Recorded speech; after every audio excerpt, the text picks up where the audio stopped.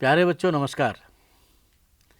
पिछली कक्षा में हमने 11वीं कक्षा के जीव विज्ञान विषय के दूसरे अध्याय जीव जगत का वर्गीकरण के दूसरे सत्र में फंजाई अर्थात कवक जगत की विस्तृत चर्चा की थी और विभिन्न प्रकार के कवक के समूह जिसमें एस्कोमाइसेटीज, फाइकोमाइसेटीज, बेसिडियोमाइसेटीज, ड्यूटेरियोमाइसेटीज आदि की संरचना, उनके कवक जाल की आकार की जिसको हम मॉर्फोलॉजी कहते हैं, माइसीलियम की मॉर्फोलॉजी, पोषण विधि, जनन विधि एवं मानव जीवन में इनकी उपयोगिता व इनसे होने वाली हानियों की चर्चा की थी। आज हम 11वीं कक्षा के विषय जीव विज्ञान के दूसरे अध्याय जीव जगत का वर्गीकरण के तीसरे भाग में विस्तृत चर्चा करेंगे और जिन जिन अधिगम्य बिंदुओं को सीखेंगे उनकी बात करते हैं। ये हैं प्लांटी अर्थात पादप जगत, एनिमेलिया अर्थात जंतु जगत, वायरस, वायरॉइड्स, प्रायन तथा लाइकेन। आइए अब हम पादप जगत के कुछ मुख्य गुण धर्मों की चर्चा करते हैं, इनका अध्ययन करते हैं। वैसे इस जगत के बारे में विस्तार से आपको तीसरे अध्याय में पढ़ाया जाएगा। पादप जगत में वे सभी जीव आ जाते हैं जो यूकैरियोटिक हैं और जिनमें क्लोरोफिल होते हैं, हरित लवक होते हैं। ऐसे जीवों को पादप कहते हैं। इनमें से कुछ पादप जैसे कीटभक्षी पौधे तथा परजीवी आंशिक रूप से विषमपोषी होते हैं।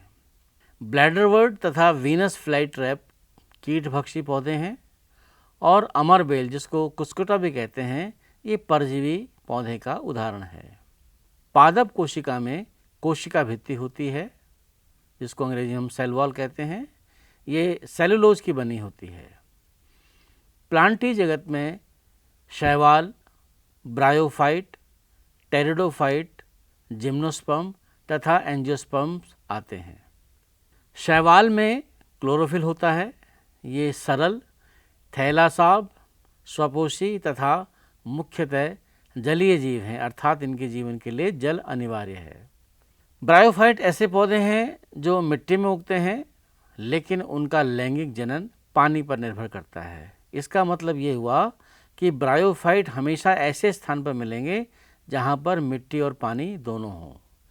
शैवाल की अपेक्षा उनकी पादप काय अधिक विभेदित होती है अर्थात जैसे शैवाल थैलस की तरह होता है और ब्रायोफाइटा में एकदम से जड़, तना तथा पत्तियां तो नहीं होती लेकिन ये विकास के क्रम में होती हैं। ये इसलिए विभेद हो जाता है शैवाल और ब्रायोफाइट में। टेरिडोफाइट में मुख्य पौधा बीजाणु उद्भिद होता है। इसमें वास्तविक मूल, तना तथा पत्तियां होती हैं।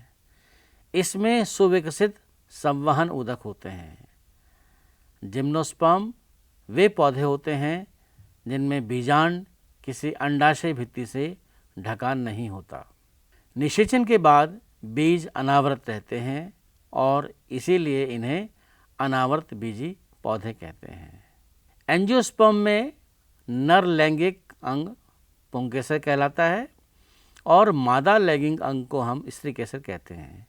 ये दोनों स्त्रीकेसर और पुंकेसर पुष्प में उत्पन्न होते हैं। प्रत्येक पुंकेसर में एक तंतु तथा एक परागकोश होता है। परागकोश में अर्धसूत्रण के बाद परागकण बनते हैं अर्थात मेयोसिस, अंग्रेजी में हम इसको मेयोसिस कहेंगे। मेयोसिस के बाद जिसको हम नर युग्मोक भी कहते हैं बनते हैं। स्त्रीकेसर में एक अंडाशय होता है जिसमें बहुत से बीजांड होते हैं। अंडाशय हम अंग्रेजी में ओवरी कहते हैं और बीजांड इसमें ओव्यूल कहलाते हैं अंग्रेजी में। बीजांड में मादा युग्मक अथवा भ्रूण कोश होता है। मादा युग्मक अर्थात एग कोशिका, अंड कोशिका और भ्रूण कोश जिसको हम एम्ब्रियोसेक कहते हैं। इसमें अंड कोशिका होती है, एग सेल अंग्रेजी में। एंजियोस्पर्म द्विबीजपत्री तथा एक बीजपत्री में विभक्त होता है। अंग्रेजी में उसको डाइकोटिलिडनस और मोनोकोटिलिडनस कहते हैं। लैंगिक जनन करने वाले पौधों जिसमें अगुणित युग्मकों अर्थात हैप्लॉइड गैमेट, ये अंग्रेजी का शब्द है, तथा द्विगुणित बीजाणु अर्थात डिप्लॉइड स्पोर, ये अंग्रेजी में बोला जाता है। द्विगुणित बीजाणु उद्भिद उत्पन्न करने वाले बीजाणुओं के जीवन चक्र में पीढ़ी एकांतरण अर्थात अंग्रेजी में ऑल्टरनेशन ऑफ जनरेशन कहते हैं, ये होता है। पादप के जीवन चक्र में दो सुस्पष्ट अवस्थाएं होती हैं, द्विगुणित बीजाणु उद्भिद तथा अगुणित युग्मकोद्भिद होती हैं। इन दोनों में पीढ़ी एकांतरण होता है। विभिन्न प्रकार के पादप वर्गों में अगुणित तथा द्विगुणित प्रवस्थाओं की लंबाई और ये प्रवस्थाएं मुक्तजीवी हैं अथवा दूसरों पर निर्भर करती हैं के अनुसार भिन्न भिन्न होती हैं। युग्मनज में मियोसिस विभाजन के द्वारा अगुणित 4 बीजाणु बनते हैं। ये बीजाणु अंकुरित होकर युग्मोकभिद बनाते हैं। युग्मक नर तथा मादा दोनों ही युग्मकोद्भिद पर बनते हैं। ये संलयन होकर के पुनः द्विगुणित युग्मनज बनाते हैं। युग्मनज से बीजाणु उद्भिद विकसित होते हैं। इस प्रक्रम को संतति एकांतरण कहते हैं अर्थात ऑल्टरनेशन ऑफ जनरेशन। प्यारे बच्चों, इस पादप जगत की ये जो प्लांटी किंगडम है, इसका विस्तार से वर्णन हम अगले अध्याय में करेंगे, इसलिए इसको हम संक्षेप में बता रहे हैं। इसी प्रकार से हम आपको संक्षेप में प्राणी जगत के बारे में भी बताएंगे। प्राणी जगत के जीव विषमपोषी यूकैरियोटिक हैं जो बहुकोशिक हैं और उनकी कोशिका में कोशिका भित्ति नहीं होती है। ये भोजन के लिए परोक्ष तथा अपरोक्ष रूप से पौधों पर निर्भर करते हैं।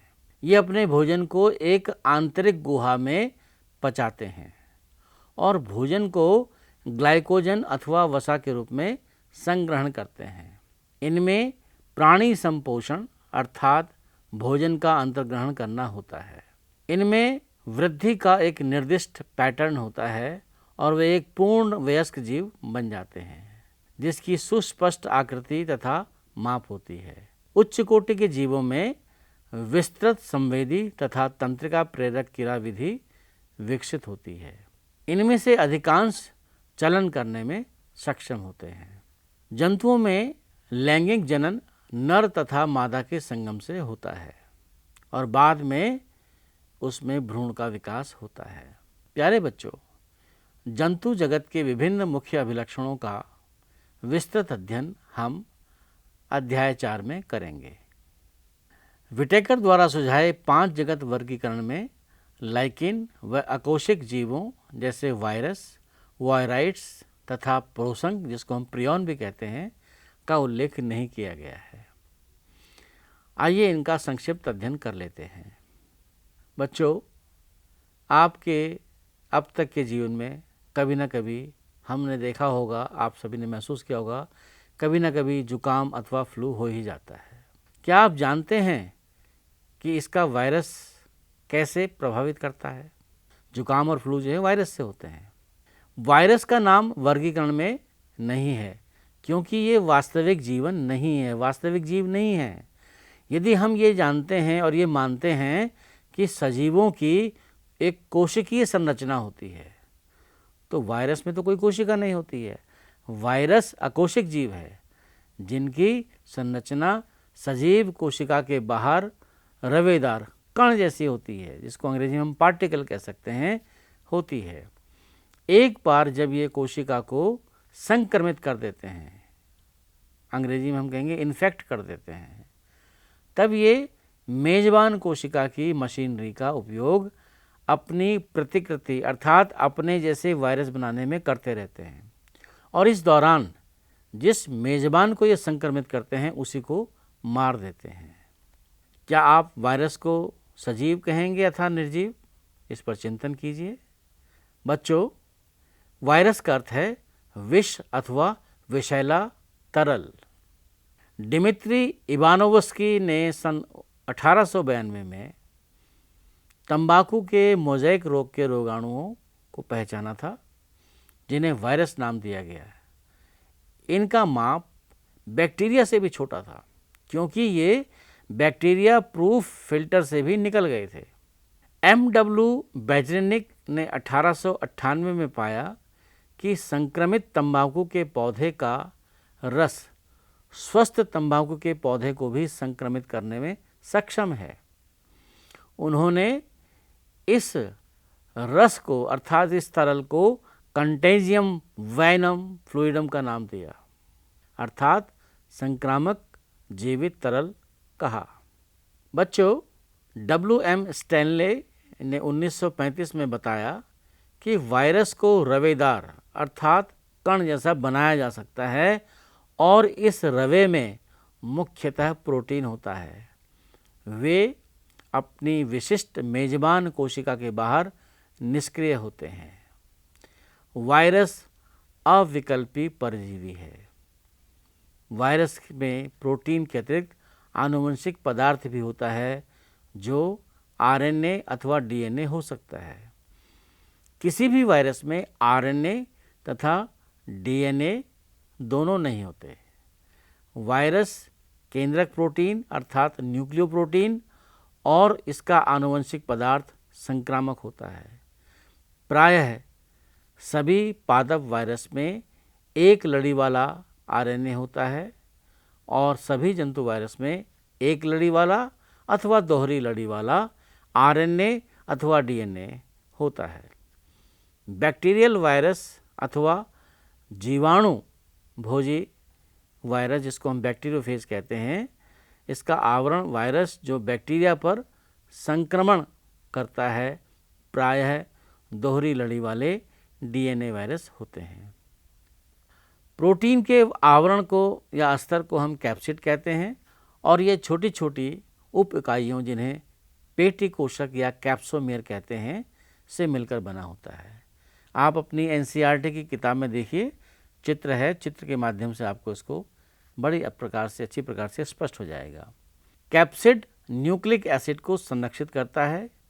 ये पेटिकांशक कुंडलिनी अथवा बहुफलक ज्यामिति रूप में लगे रहते हैं। वायरस से मम्प्स, चेचक, हर्पीज तथा इन्फ्लूएंजा नामक रोग होता है। मनुष्यों में एड्स भी वायरस के कारण ही होता है।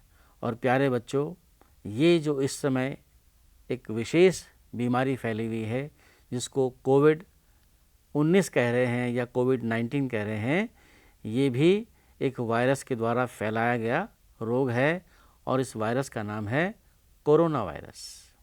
तो ये वायरस कितना खतरनाक हो सकता है, हमारे जीवन को किस प्रकार से स्थिर कर सकता है, पूरे के पूरे जीवन चक्र को मोड़ सकता है, आप देख सकते हैं इस वायरस की असीम हानिकारक शक्ति को। पौधों में मोज़ेक बनना, पत्तियों का मुड़ना तथा कुंचन होना, पीला पड़ना तथा शिरा स्पष्टता, बौना तथा अवरुद्ध वृद्धि होना इसके लक्षण हैं। तो ये वायरस कितना महत्वपूर्ण है, इस कोविड-19 ने एक एक प्राणी को बता दिया कि वायरस कितना खतरनाक हो सकता है। सन 1971 में T.O. डायनर ने एक नया संक्रामक कारक खोजा जो वायरस से भी छोटा था, जिसके कारण पोटैटो स्पिंडल ट्यूबर नामक रोग होता था। वायराइडों में आरएनए तथा प्रोटीन आवरण जो वायरस में पाए जाते हैं, उनका अभाव होता है, इसलिए ये वायराइड के नाम से जाने जाते हैं। वायराइड के आरएनए का आणविक भार बहुत ही कम था। अब एक नए संकल्पना की बात करते हैं, प्रसंग की बात करते हैं। आधुनिक चिकित्सा में कुछ संक्रामक न्यूरोलॉजिकल बीमारियां असामान्य रूप से फोल्ड प्रोटीन वाले कारकों द्वारा प्रेषित पाई गई। इन कारकों का आकार वायरस के आकार के समान था। इन कारकों को प्रोसंग कहा गया है। प्रोसंग द्वारा प्राणियों में होने वाली सबसे उल्लेखनीय बीमारियां बोबाइन स्पंजीफॉर्म एन्सेफेलोपैथी है। जिन्हें आम तौर पर मवेशियों में मैड काउ रोग कहा जाता है और मनुष्यों में इसका समान प्रकार CR जैकब रोग होता है। अब हम चर्चा करेंगे लाइकेन की। लाइकेन दरअसल में दो जीवों के संगम से बनता है, जिसमें शैवाल तथा कवक के सहजीवी सहवास अर्थात पारस्परिक उपयोगी सहवास है। शैवाल घटक को शैवालांश तथा कवक के घटक को कवकांश या माइकोबायंट कहते हैं। ये क्रमशः स्वपोषी तथा परपोषित होते हैं, अर्थात शैवालांश स्वपोषी है और कवकांश परपोषी है।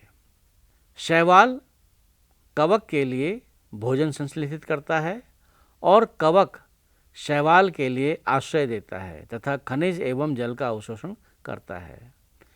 यदि प्रकृति में लाइकेन को देख लें तो ये अनुमान लगाना बिल्कुल असंभव है कि इसमें दो विभिन्न जीव हैं।